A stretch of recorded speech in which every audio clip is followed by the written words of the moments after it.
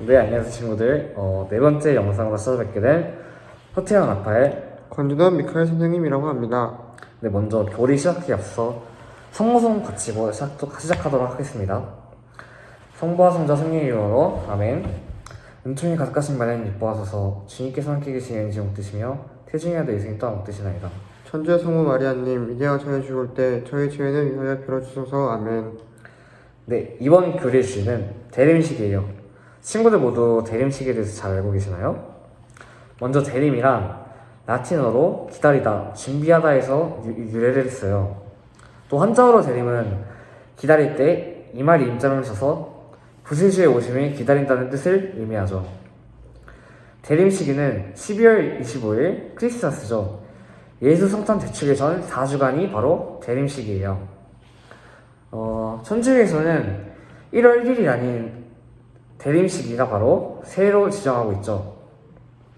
주 예수님 오소서라고 기도하며 예수님께서 이 세상에 오시기를 준비하고 기다리는 시기가 바로 대림 시기예요.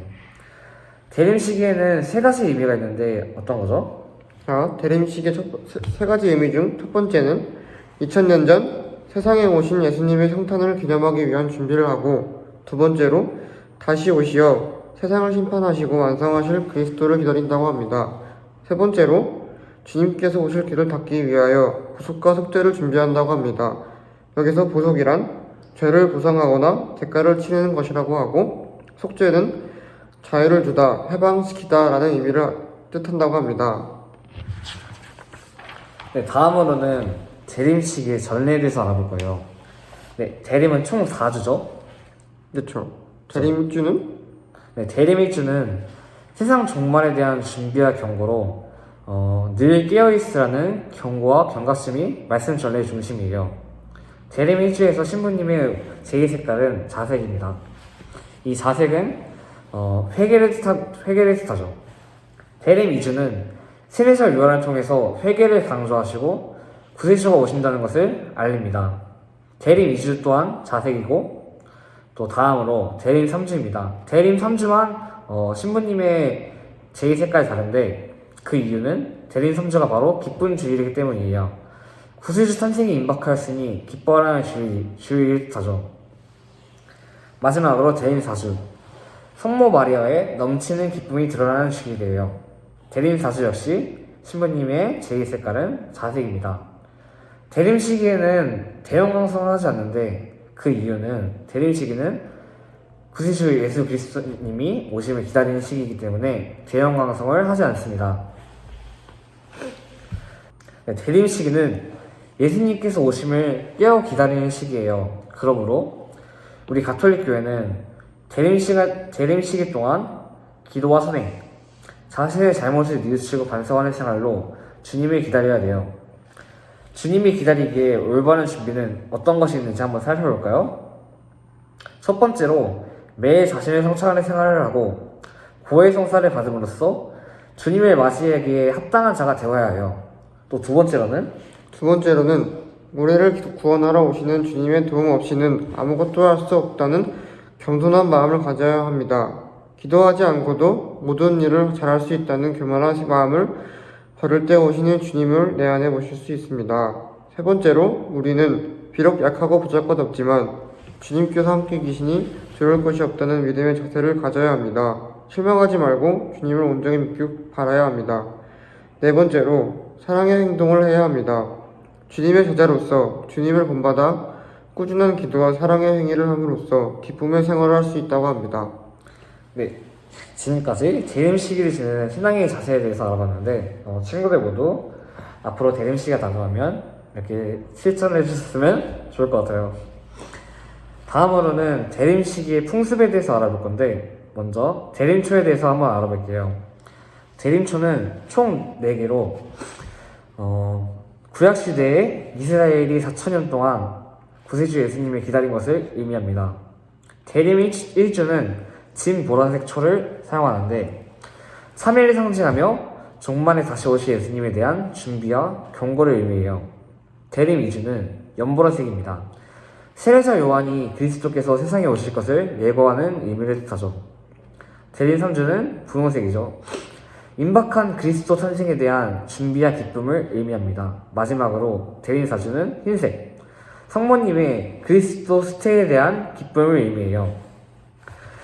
주차가 지나갈수록 색깔이 좀 더 밝아진다는 것을 여러분도 알고 계실 텐데, 그 의미는 구세주께서 빛으로 오셔서 더 밝게 비춰주신다는 것을 의미해요.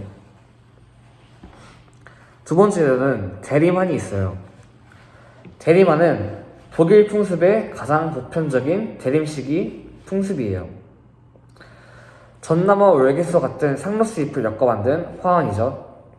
상로스 잎으로 대리만을 만드는 것은 아담으로부터 예수 그리스도에 이르기까지 오랜 시간 동안 기다려온 구원을 상징하고 있어요. 또한 다시 오실 구세주를 기다리는 시간도 상징하고 있죠. 세 번째로는 어떤 게 있죠? 세 번째로는 크리스마스 선물이 있습니다. 여러분 다 어렸을 때 크리스마스 선물 한 번쯤은 다 받아보셨죠? 실천적인 사랑의 표현이고 사랑의 나눔입니다. 여러분 부모님이 여러분을 사랑하기 때문에 크리스마스 선물을 많이 주는 거예요. 그리고 네 번째로는 크리스마스 카드가 있어요. 여러분 초등학교 때 학교에서 다 불우이웃 돕기, 장애인 돕기 하면서 크리스마스 카드 판매하는 거 많이 봤죠? 그 크리스마스 카드가 이거이며 19세기 어린이들이 성탄 몇 주 전부터 축원의 글을 작성하여 부모에게 드렸다 해서 시작되었다고 합니다. 다섯 번째로 대림달력은 조용히 성탄의 기쁨을 준비하고 묵상하며 보석과 회개의 표시로 사랑을 청하도록 이끌어준다고 합니다. 여러분 초등학교 때 평일미사 오면은 도장 한 번씩 찍어주는 이벤트 많이 했었죠? 그거를 대림달력과 비슷하게 한 겁니다.